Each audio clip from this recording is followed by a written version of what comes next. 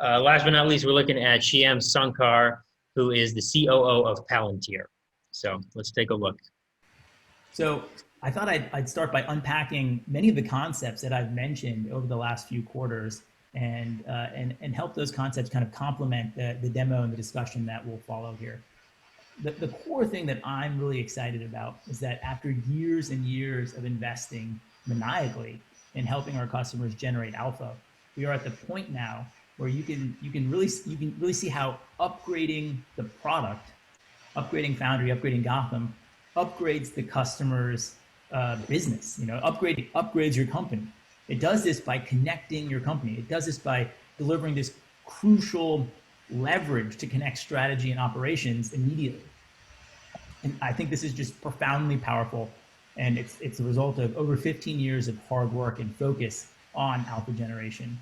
We didn't just stop at beta. We're not just making you more efficient. We're actually making you more competitive. And with every update and every release of the software, we're making you more and more competitive. So before we start the demos here, it's always good to start from first principles, to remind ourselves of how we think about our products and what we're trying to accomplish. We think of an enterprise as the sum of all decisions that the enterprise makes.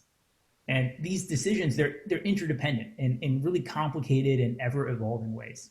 But rarely do companies model themselves that way, or rarely do they operate against a structure like that. So our software, it functions in a way that provides the integration between all these various silos of decision-making. And that allows you to turn shocks into opportunities and to turn opportunities into alpha. The end result of this is, whereas most software makes you more similar to your competitors, we make you more different. We make you more differentiated. And you can see that. You can see that in how our software-defined data integration really automates away the beta and enables you to start wielding your ontology for alpha generation in a matter of a few hours. You can see that in how the digital twin enables you to simulate and manage unexpected shocks to your supply chain. So you'll recall that we have developed an end-to-end offering. We have an opinion of how to solve every problem north of compute. It's pretty expansive. And we've earned these opinions in the field. We have taken responsibility for solving problems in an end-to-end way. And that has helped us understand where the kind of conventional understanding, the reference architecture, is either wrong or just broken. And we've encoded this knowledge into our platform. And over the years, this has resulted in an ever differentiated, powerful end-to-end offering. And that offering really met its moment in times of crisis, including in COVID, where we were able to start over 80 new engagements in the first 3 weeks because we had this solution that you could deploy in a couple of days to solve incredibly complicated problems. But it's not just a couple of days. Of course, it's 15 years of intensive R&D and a couple of days. 15 years of earning and encoding that opinion. And so we were, and I think we still are, the only solution that can solve a problem in a crisis when time really, really matters. And so our investment in modularity here really enables the customer to have the best of both worlds. The customer gets to take what they want from Foundry or Gotham, and they get to build on what they already have. This best of both worlds, I think, is really important. It gives the customers the flexibility to leverage the components of Foundry that make sense to them, but it also gives them the benefits of the speed and uniqueness of our offering that we're so well known for and highly differentiated against. Okay. Investing maniacally. I like that phrase. What do you think, Julie? I think it's unique. I think it's definitely going to grab people's attention for sure. Just another example of unusual wording to illustrate. And he does that a couple of times. We've encoded this knowledge into our platform, right? Mm-hmm. He could have easily just said, we've taken that knowledge and used it to build this platform, right? But he uses that interesting phrasing, encoding the knowledge into the platform, which takes it a step beyond. Yeah, I thought he did a nice job.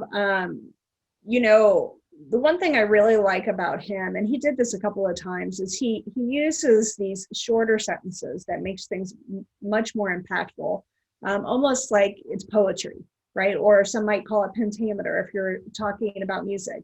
He says, it does this by yada yada, it does this by yada yada. And then another time he starts again, this makes you more, whatever he said, this makes you more, it's like he repeated that. I was like, oh yeah, that works. And then there was another paragraph where he started off, and I thought this was beautiful. He says, we didn't just stop at beta. We're not just making you more efficient. We're actually making you more competitive. And they were short, simple sentences. And it was very, very insightful. Like, you're right. You're not. This is what you are doing. Like, I loved the way that it flowed. And I thought that was really smart on his behalf. Yeah, absolutely. Getting to the point in an elegant way, being concise, being focused in the concepts and in the wording, in the word choice there. That construction, that parallelism, right? Repeating the opening portion of successive phrases. This enables you. What was it that you said? The wording that he used. He says, we didn't just stop at beta. We're not just making you more efficient. We're actually making you more competitive. Yeah, exactly. So, and that's the rule of three also, which in psychology, we know that things that come in groups of three are more memorable and easier instead of a group of four or a group of five, right? So it's like idea number one, idea number two, idea number three. That makes it more memorable and impactful. Another thing, here's another example of data points and numbers. 15 years of hard work and focus. 15 years of R&D. He repeats that 15 years twice just in a couple minutes. Mentions 80 new engagements in the first few weeks of the pandemic. Those kinds of numbers, again, he's not going excessive with the numbers and the data, but it's there to reinforce the concepts and the theory of what he's expressing. So I definitely picked up on that. I also found it interesting, and this is, again, something that everybody should really think about in their presentations. Most software does this versus our software does this, creating the contrast.